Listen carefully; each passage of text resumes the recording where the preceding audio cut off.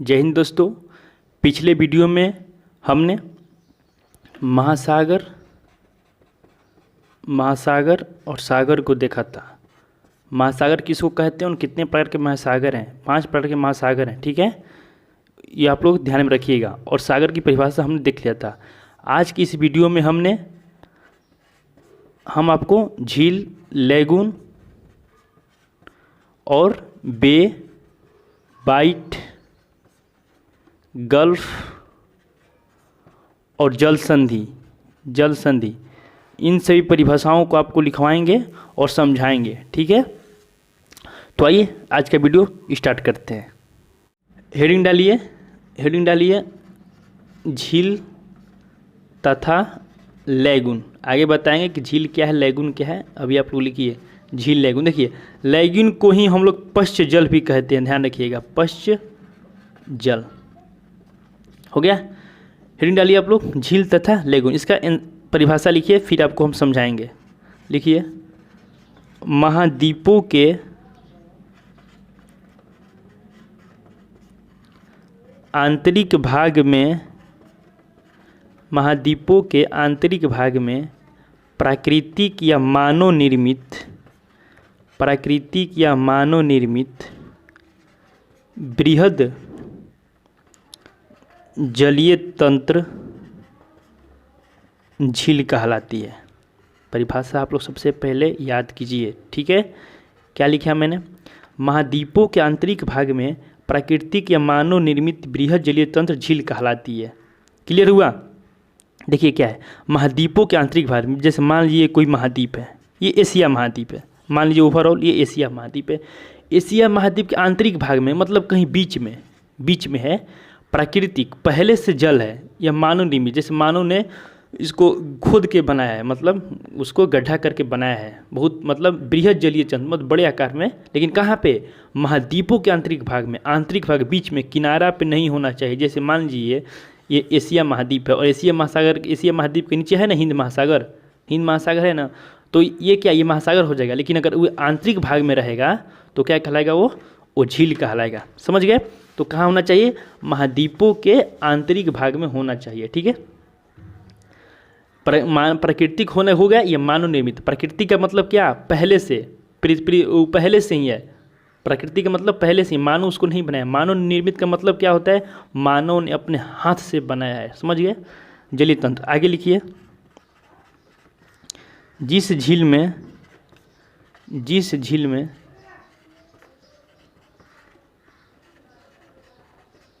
नदियों द्वारा जल का आवागमन बना रहता है, उनमें लवणों का जमाव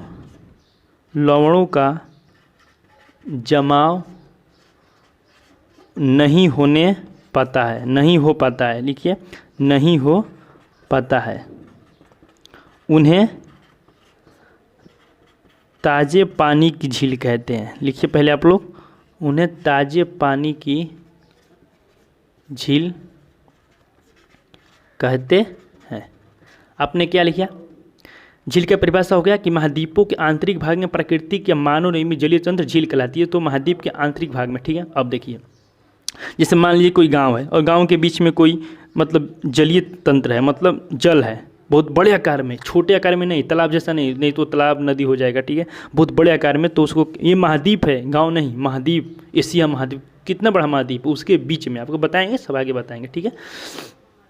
ये झील हो गया, ठीक है। अब क्या मैंने लिखा है कि जिस झील में नदियों द्वारा जल का आवागमन, जैसे मान लीजिए कोई झील है, ठीक है, और कोई नदी आ रही है, और जिस झील में नदियों द्वारा जल का आवागमन बना रहता है, आवागमन मतलब पानी आ रही है जा रही है, ठीक है, पानी आया गया, ठीक है, तो उनमें लवणों का जमाव नहीं हो पाता है। लवण का मतलब गाद होता है। आपने किसी नदी में देखा होगा या कहीं गंगा में भी, यमुना में, कि उजला जैसा उनमें बना रहता है, उसको गाद कहते हैं। गाद जैसे नदी के किनारे जो है ना, तटीय भाग में नदी किनारे गाद जैसा हो जाता है। गाँव में भी छोटे छोटे नदियों में गाद जमा उजला जैसा हो जाए, उसी को कहते हैं लवण, ठीक है, लवण। तो जिस झील में नदियों द्वारा जल का आवागमन बना रहा है, जैसे मान लीजिए कोई झील है और ये नदी आ रही है, नदी की पानी, और नदी का पानी आया उसमें निकल गया, पानी आया और निकल गया तो क्या उसे क्या कहेंगे, उसे ताज़े पानी की झील कहते हैं। इसमें लवणों का जमाव नहीं होगा। देखिए जिस झील में पानी आया और पानी इकट्ठा रहेगा, मतलब पानी उससे बाहर नहीं जाएगा, पानी उसी में रहेगा, तो क्या उसे ताज़े पानी की झील नहीं कहेंगे, उसमें लवणों का जमाव हो जाएगा, मतलब गाद उसमें उत्पन्न हो जाएगा। लेकिन जो पानी आया और बाहर निकल गया तो उसमें लवणों का जमाव नहीं हो पाएगा, मतलब गाद नहीं बन पाएगा, तो उसे क्या कहेंगे, उसे हम लोग ताज़े पानी की झील, उसे हम लोग क्या क्या कहेंगे, ताज़े पानी की झील कहते हैं। आगे लिखिए, जिस झील में नदी या वर्षा जल, ऊपर से जो बारिश हो रही है, वर्षा जल द्वारा जल की प्राप्ति तो होती है, जल की प्राप्ति तो होती है, किंतु जल का निकास नहीं हो पाता है, किंतु जल का निकास नहीं हो पाता है, वहाँ लिखिए, वहाँ लवणों के जमाव से खारे पानी की झील निर्मित होती है। खारे पानी की झील, इसके लिए आगे लिखिए, झील निर्मित होती है, झील निर्मित होती है। क्लियर हुआ? मैंने क्या लिखा, मैंने लिखा कि महाद्वीप के आंतरिक भाग में प्राकृतिक या मानव निर्मित जलीय तंत्र झील कहलाती है। तो क्लियर है, झील किसको कहेंगे, परिभाषा आप लोग याद कर लीजिएगा, ठीक है, मैंने समझा भी दिया है, ठीक है।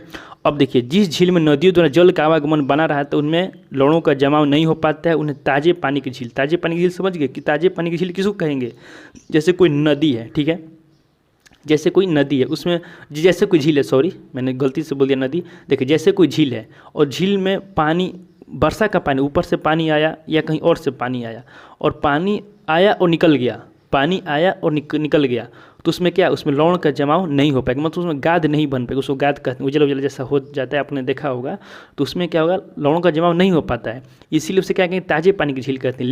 लेकिन जिस झील में नदी या वर्षा जल द्वारा जल की प्राप्ति तो होती है, झील है, ठीक है, ये झील है, मतलब झील मान लीजिए मज़ेदार में, मतलब हंसी में बता रहे हैं आपको, ये कोई कटोरी है, झील है, उसमें पानी बहुत दिनों से इकट्ठा है, न उसमें पानी निकाला जा रहा है, न उसमें आ तो रहा है पानी, उसमें हम डाल रहे हैं लेकिन पानी नहीं निकल पाएगा, तो उसमें क्या, लवणों का जमाव हो जाएगा, उजला उजला गाद जैसा बन जाएगा। समझ में आ रहा है ना? ठीक है, नहीं समझ में आएगा तो बताइएगा, हम आगे बता देंगे आपको। तो उसमें क्या है कि लवणों का जमाव हो जाएगा, इसीलिए उसे क्या कहेंगे, उसे खारे पानी की झील कहते हैं, कहेंगे या निर्मित हो जाती है, मैंने वही बात लिखा है। तो कोई अगर आपसे पूछेगा झील बताओ, झील का परिभाषा बता दीजिएगा कि महाद्वीपों के आंतरिक भाग में प्राकृतिक या मानव निर्मित जलीय तंत्र झील कहलाती है। क्लियर है? ठीक है।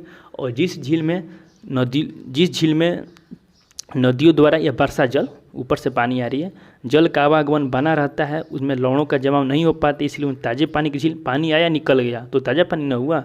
ठीक है। और जिस झील में पानी बना रहता है उसमें गाद का निर्माण हो जाता है, ये लवणों का जमाव हो जाता है, इसीलिए उसे खारे पानी की झील कहते हैं। अब आगे लिखिए, पैराग्राफ चेंज लिखिए, पैराग्राफ चेंज करके, जब किसी, झील का परिभाषा हो गया, अब लेगुन का परिभाषा हम लोग लिख रहे हैं।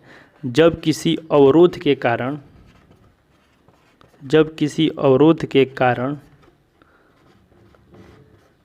तटीय क्षेत्र में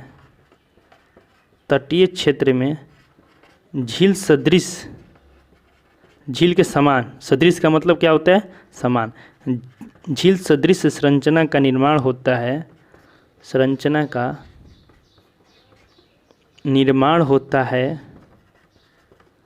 तब इसे लेगुन कहते हैं।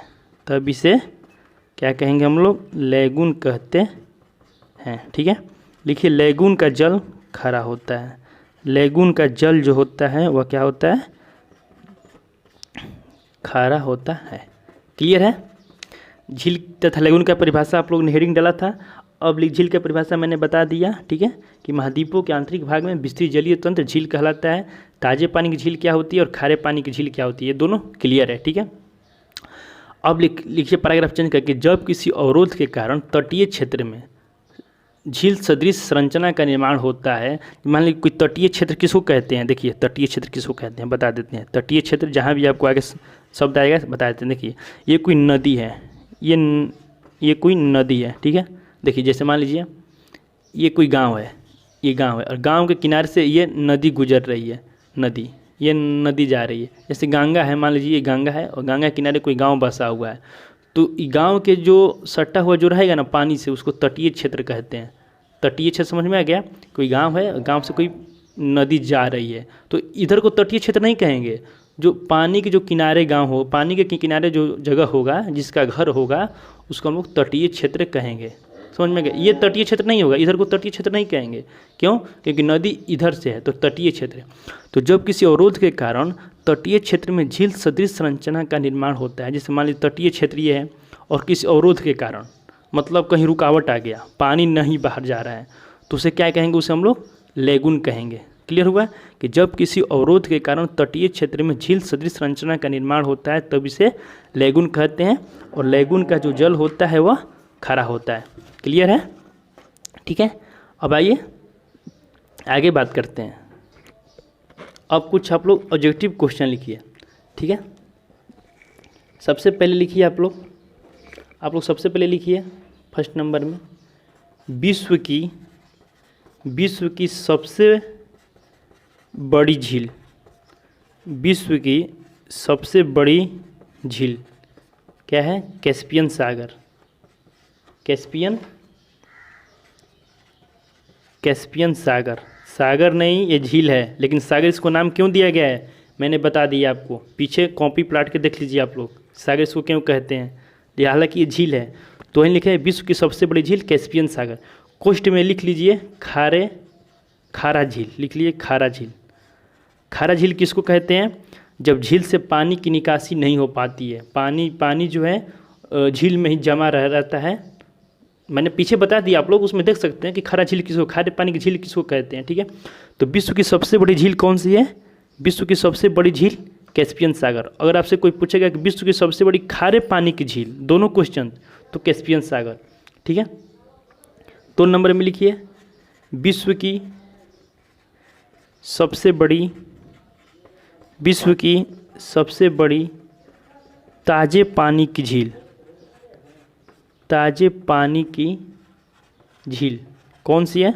सुप्रियर झील, सुप्रियर झील। क्लियर है? विश्व की सबसे बड़ी खारे पानी की झील कौन सी है? देखिए यहाँ पे 2 क्वेश्चन बनेगा, ध्यान रखिए। एक क्वेश्चन बनेगा कि विश्व की सबसे बड़ी झील, तो विश्व की सबसे बड़ी झील कौन सी होगी? कैस्पियन सागर, ये कैस्पियन झील भी कह सकते हैं, ठीक है। और विश्व की सबसे बड़ी खारे पानी की झील कैस्पियन सागर। अब है विश्व, आगे बताएंगे कि कैस्पियन सागर कहाँ पे है, सुप्रियर झील कहाँ पे है। अब लिखिए विश्व की सबसे बड़ी ताजे पानी की झील, विश्व की सबसे बड़ी ताजे पानी की झील। ताजे पानी की झील के मतलब समझ में आ रहा है ना आपको, कि झील से पानी की निकासी आवागमन हो रहा है, तो उसको ताजे पानी की झील कहते हैं, क्योंकि उसमें लवण या गद या क्या बोलते हैं उसमें, लवणों का विकास उसमें क्या नहीं हो पाता, इसीलिए उसको ताजे पानी की झील कौन सी है? सुप्रियर झील, ठीक है। अब लिखिए 3 नंबर में, विश्व की सर्वाधिक ऊंचाई पर स्थित झील, सबसे ऊंचा, सर्वाधिक ऊंचाई पे है, ठीक है, सबसे ऊंचा झील स्थित झील कौन सी है? कजिन सारा। लिखिए कजिन सारा। और कहाँ पे है ये? नेपाल में है, नेपाल देश में है, ठीक है। कजिन सारा कौन सा है?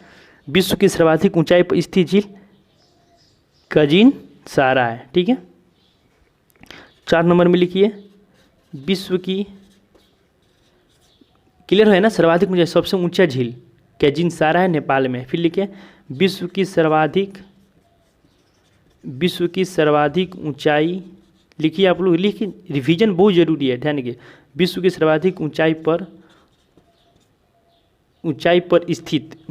पर स्थित नौगम्य का मतलब उसमें लोगों की मतलब नौका होगा, उसमें मतलब नाव जो होती है ना, नाव या नौका, उसमें उसका चलन होता है, मतलब उसमें जहाज वहाज चलता रहता है, पानी के जहाज वगैरह जो भी है। तो नौगम्य झील कौन सी है? टोटीकेका। लिखिए आप लोग, यहाँ पे हम इसका लिख रहे हैं इसको।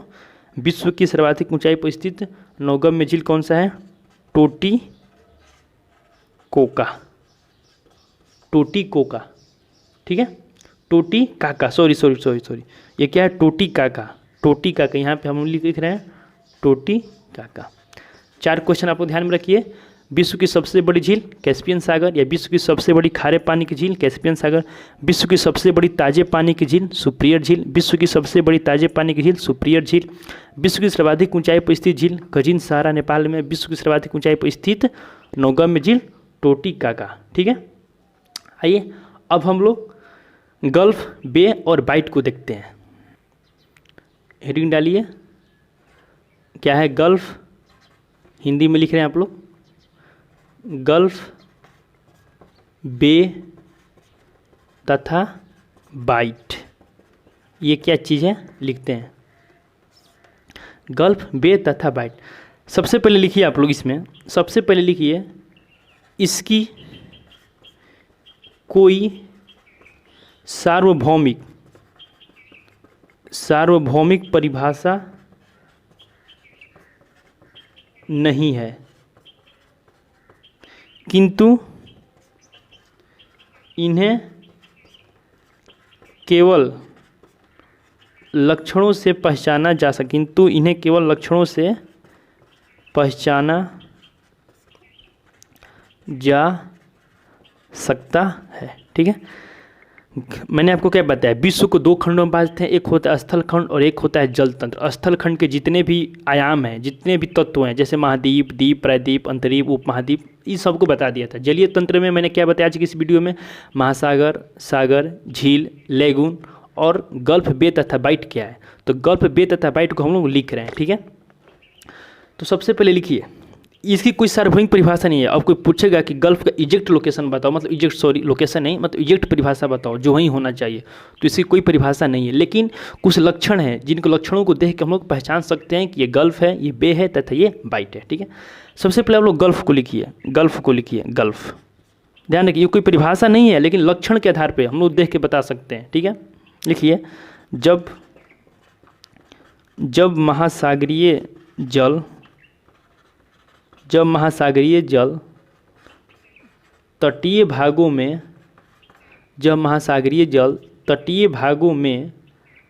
संकरे मुहाने से प्रवेश करता है। जब महासागरीय जल तटीय भागों में संकरे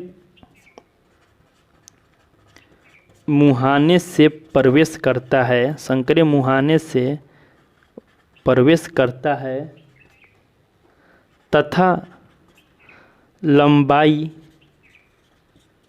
और गहराई में अपरदन करता है, मतलब खुदता है, मतलब अपरदन करता है, तब गल्फ का निर्माण होता है, गल्फ का निर्माण होता है। परिभाषा सब लोग कॉपी पे नोट कीजिए, कॉपी कीजिए। सबसे पहले इसको, गल्फ क्या है कि जब महासागरीय जल तटीय भागों में संकरे मुहाने से प्रवेश करता है। देखिए, जैसे मान लीजिए महासागरीय जल तटीय भाग समझा दिए ना, नदी के किनारे का भाग या सागर के किनारे का भाग जिसमें लोग रहते हैं। जैसे नदी, जैसे गांव के किनारे से कोई नदी जा रही है तो गांव के मतलब नदी की जो सतह हुआ, जो जिसका घर होगा उसको तटीय भाग कहेंगे। समझ आ रहा है ना? ठीक है। जैसे मान लीजिए ये ठीक है, ये ऐसे इतना बड़ा नहीं, रुकिए 1 सेकेंड, ये ठीक है। फिर हम आपको बताते हैं पहले, ठीक है।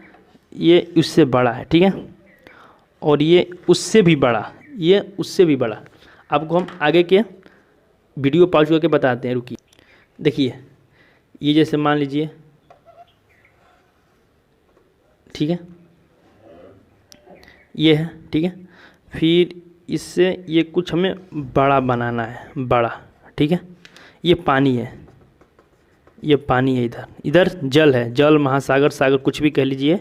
इधर ये है, मतलब जल ही जल है, ठीक है। और इससे भी ये बड़ा, ये कुछ छोटा है, फिर ये बड़ा है, फिर ये सबसे बड़ा है, ठीक है। ये सबसे बड़ा है, ठीक है। इसको हम लोग क्या कहेंगे, इसको हम लोग गल्फ कहेंगे, गल्फ। गल्फ क्यों कहेंगे, परिभाषा देखिए।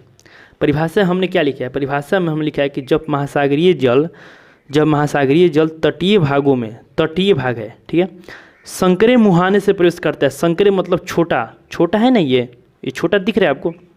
संकरे मुहाने से प्रवेश करता है और लंबाई, ये लंबाई में प्रवेश कर रहा है, ये लंबा है, ध्यान रखिएगा, ये इधर लंबा है, इधर लंबा है और गहराई में अपरदन करते हैं, इसे गल्फ कहते हैं। जैसे मान लीजिए ये कोई ज़मीन है, मान लीजिए ये कोई ज़मीन है, इस पे यहाँ पे लोग रह रहे हैं, ध्यान दीजिए, ये ज़मीन है, ठीक है, इधर जल है, ठीक है। जब जल मिट्टी को खोदकर इस ऐसे आकार के बनाएगा, जब ऐसा आकार को बनाएगा ना, ऐसे आकार में बनाएगा, तब उसको गल्फ कहेंगे। लेकिन अगर वहीं इस आकार में बनाएगा ना, इस आकार में, जैसे क्या, इससे कुछ बड़ा बनाएगा, तो इसको हम लोग क्या कहेंगे, इसको हम लोग बे कहेंगे, बे कहेंगे। और जब इससे भी बड़ा क्षेत्र में बनाएगा ना, तो उसको हम लोग क्या कहेंगे, बाइट कहेंगे। क्लियर हुआ। गल्फ क्या है कि जब महासागरीय जल तटीय भागों में संकरे मुहाने से, मतलब छोटे क्षेत्र में, छोटे भाग में ऐसे प्रवेश करता है और लंबाई और गहराई में अपरदन करता है। लंबाई और गहराई में अपरदन मतलब छेद करता है, उसमें खुदता है ऐसे। देखिए ये एक ज़मीन है और ज़मीन के इधर इधर इधर जल है, जल या नदी है, ठीक है। तो जब ऐसे क्षेत्र में बनाएगा, ऐसे क्षेत्र मतलब इस आकार को बनाएगा, तो इसको हम लोग गल्फ कहेंगे। लेकिन उससे जो बड़ा बनाएगा तो बे, और ये है बाइट। तो गल्फ का परिभाषा क्लियर है, ठीक है। अब आप लोग बे का परिभाषा लिखिए। सबसे पहले बे, गल्फ हो गया, बे लिखिए। बे का परिभाषा, वीडियो लंबा हो रहा है इसलिए कुछ हम फास्ट पढ़ा रहे हैं, ठीक है। लिखिए, वे वक्राकार जलीय संरचना, वे वक्राकार जलीय संरचना जिसमें जल तीन ओर से, ध्यान रखिए, तीन ओर से स्थल भाग द्वारा क्या है, वे वक्राकार जलीय संरचना जिसमें जल तीन स्थल भाग द्वारा घिरा होता है, ठीक है, घिरा होता है। वे वक्राकार जलीय संरचना जिसमें मतलब बे कहलाता है। इसका मुहाना मतलब जो मुंह होता है, वही उसी को बोलते हैं। इसका मुहाना गल्फ की तुलना में, इसका मुहाना जो है गल्फ की तुलना में बड़ा होता है ना, मैंने आपको फिगर में बता दिया है, ठीक है, बस लिखवा रहा हूँ, बड़ा, किंतु जल का आयतन इसमें कम होगा। ध्यान रखिएगा, जल का आयतन इसमें कम होता है, ठीक है। बे की परिभाषा क्लियर है। जल तीन ओर से, देखिए ये जैसे मान लीजिए ये हमारा ये गल्फ है, ये पतला होगा, ध्यान रखिए, और जो बे होगा इससे बड़ा होगा। तो क्या परिभाषा लिखवाया, वे जैसे जिसमें जल तीन ओर से है ना, जैसे मान लीजिए इधर भी है, इधर भी होगा और ये इधर भी होगा, तीन ओर से स्थल भाग द्वारा, क्लियर है, घिरा होता है, बे कहलाता है। किंतु इसका मुहाना गल्फ की तुलना में, इसका मुहाना छोटा है ना, ये बड़ा है ना, ये इतना बड़ा इसका मुंह है ना, और जल का आयतन इसमें कम होगा। ये लंबा होगा, ये जब लंबा होगा तो इसमें पानी की मात्रा अधिक होगी ना, लेकिन ये छोटा होगा, लेकिन इसका मुहाना जो बड़ा होगा, तो इसको हम लोग क्या कहेंगे, बे कहेंगे, ठीक है। जल का आयतन कम होता है। अब आप लोग बाइट की परिभाषा लिखिए। बाइट क्या है, ये भी लिखिए, ये भी वक्राकार जलीय तंत्र है, ये भी वक्राकार जलीय तंत्र है, किंतु इसका मुहाना मतलब जो मुंह होता है उसी को बोलते हैं मुहाना। बे से बड़ा तथा जल का आयतन अधिक होता है। किससे, बे से, ध्यान रखिए, जल का आयतन अधिक होता है, ठीक है। ये जैसे मान लीजिए ये गल्फ है, गल्फ लंबा होगा और पतला होगा, मुहाना इसका छोटा होगा, इससे बड़ा मुहाना इसका होगा। ये बड़ा है ना, इधर जल ही जल है, ये जल है, ठीक है, ये जल है, ठीक है। जल छेद करके जा रहा है, ठीक है, मिट्टी में छेद करके अपरदन करके जा रहा है, ठीक है। ये जल यहाँ पे है, ये 3 ओर से घिरा हुआ है। इसका मुहाना जो है गल्फ से बड़ा होगा, लेकिन पानी जो इसमें कम होगा। ये लंबा होगा तो इसमें अधिक पानी न समाएगा, इसमें कम। और जो बाइट होगा, बाइट जो है इससे भी बड़ा होगा। गल्फ से क्या होगा, बाइट, जैसे मान लीजिए गल्फ है तो गल्फ से बाइट जो है बड़ा होगा। इसमें पानी की संख्या बे से अधिक रहेगी बाइट में, ठीक है। गल्फ में पानी की मात्रा अधिक रहेगी, लेकिन बे में इससे कम रहेगी और बाइट में इससे अधिक रहेगी। आप लोग बार बार रिवीजन कीजिएगा, समझ में आ जाएगा। अब आप लोग जल संधि हेडिंग डालिए आप लोग, जल संधि। जल संधि आपको एक बताए थे स्थल संधि। पिछला वीडियो आप लोग कॉपी जो है उसको रिवीजन कीजिए। स्थल संधि बताए थे, उसी के आधार पे जल संधि भी है, ठीक है। इसमें लिखिए जल संधि प्राकृतिक रूप में। प्राकृतिक रूप में मतलब इस मानव ने नहीं बनाया है, हम लोगों ने नहीं बनाया, उसी को प्रकृति कहते हैं। जब जल संधि प्राकृतिक रूप में जल का संकरा प्रवाह है, संकरा मतलब पतला प्रवाह है, जो दो जलीय तंत्रों को जोड़ती है तथा दो स्थलीय भागों को अलग करती है, अलग या पृथक करती है, ठीक है। जल संधि कहलाती है, ठीक है। लिखिए जल संधि कहलाती है या कहलाता है, कहलाता है, ठीक है। आगे लिखिए इसको, जल संधि को जल डमरू मध्य भी कहते हैं। एक स्थल डमरू मध्य होता है, पीछे का रिवीजन आप लोग जरूर कीजिएगा, ठीक है। इसमें क्या है कि जल संधि प्राकृतिक रूप से जल का संकरा प्रवाह है, जो दो जलीय तंत्रों को जोड़ती है। जैसे मान लीजिए ये कोई भूभाग है और ये कोई भूभाग है, ठीक है। इसके चारों ओर जल है, इसके चारों ओर क्या है, जल है, ठीक है। तो इसको जोड़ेगा, दो जलीय तंत्र को जोड़ रहा है, ठीक है। जो जलीय तंत्र को जोड़ती है, स्थलीय भाग को अलग कर रही है ना, ये जमीन है तो इसको अलग कर रही है, तो इसको हम लोग क्या कहेंगे, जल संधि कहते हैं। जल संधि को जल डमरू मध्य भी कहते हैं। स्थल संधि क्या है, स्थल संधि क्या है, देखिए जैसे मान लीजिए कोई जमीन है 2 ठो, और स्थल संधि क्या है, 2 स्थलों को जोड़ती है। स्थल संधि पीछे का रिवीजन कीजिए आप लोग, कॉपी निकाल कर भी देखिए। स्थल संधि क्या है, इसको जोड़ती है लेकिन इसको अलग करेगी। जल को दोनों तरफ, ये 2 जमीन है, 2 गांव है, जैसे मान लीजिए 2 गांव है तो 2 गांव को जोड़ रही है स्थल संधि, और पानी को अलग अलग कर रही है ना किनारा। मान लीजिए इसमें कोई पट्टी बन गया, इसमें कोई पुल बन गया, तो जो 2 जलीय तंत्र को अलग कर रही है। लेकिन जल संधि में क्या होता है, जल संधि में क्या होता है, जल संधि में होता है कि जलीय तंत्र को जोड़ती है, इसको जोड़ रही है लेकिन इसको अलग करिए, ठीक है। आज के वीडियो यहीं पे समाप्त करते हैं। वीडियो कुछ लंबा हुआ है, ठीक है। आप लोग रिवीजन कीजिए, सबसे बड़ी चीज़ है रिवीजन। जब तक आप रिवीजन नहीं कीजिएगा, क्लास तो हो जाएगा, क्लास कभी भी हो जाएगा, लेकिन कॉपी का रिवीजन करना अति आवश्यक है। एग्जाम में इसी से क्वेश्चन पूछा जाएगा, ठीक है। तो मैंने आपको बता दिया। अब आगे के वीडियो में हम लोग महाद्वीप को पढ़ेंगे। महाद्वीप, जितने महाद्वीप हैं उन महाद्वीपों को देखेंगे। उत्तरी अमेरिका से जितने भी क्वेश्चन बनेंगे उन सब क्वेश्चन को देखेंगे। आज की वीडियो यहीं पर समाप्त करते हैं। रिवीजन आप लोग जरूर कीजिए, ठीक है। जय हिंद।